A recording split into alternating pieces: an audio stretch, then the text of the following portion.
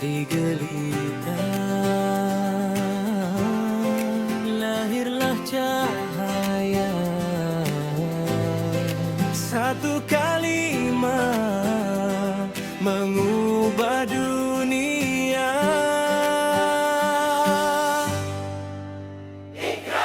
Saat dunia masih membisu, turun satu seruan yang syahdu. Bacalah menyapa jiwa, membuka pintu cahaya. Bukan sekadar helaian buku, tetapi mengenal penciptamu. Ilmu membimbing setiap langkah menuju redha Allah. Semakin membaca, semakin mengerti luasnya rahmat ilahi. Semakin belajar, semakin terasa kecilnya diri di hadapannya.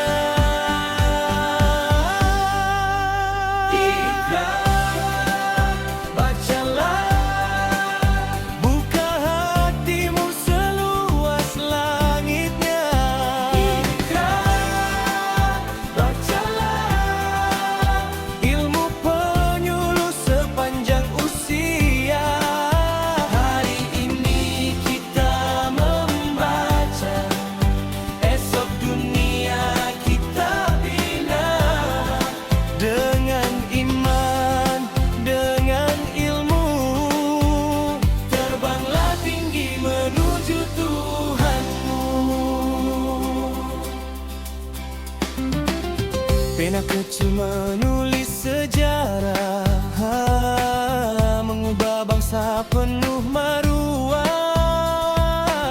Setiap huruf yang dipelajari menjadi saksi di kemudian hari. Guru mendidik penuh kasih, doa ibu tak pernah letih. Ilmu dicari penuh tawaduk, moga hidup terus diberkati.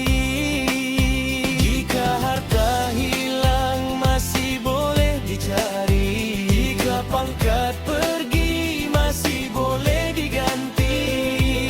Namun ilmu yang diamalkan menjadi cahaya sepanjang zaman.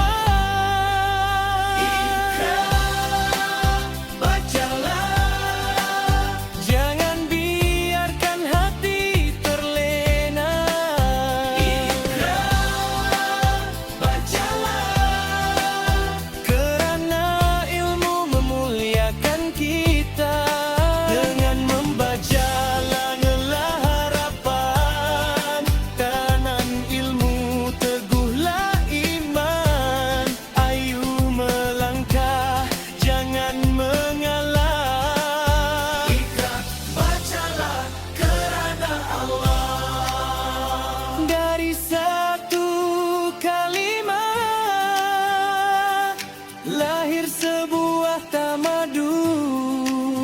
Iqra, bacalah.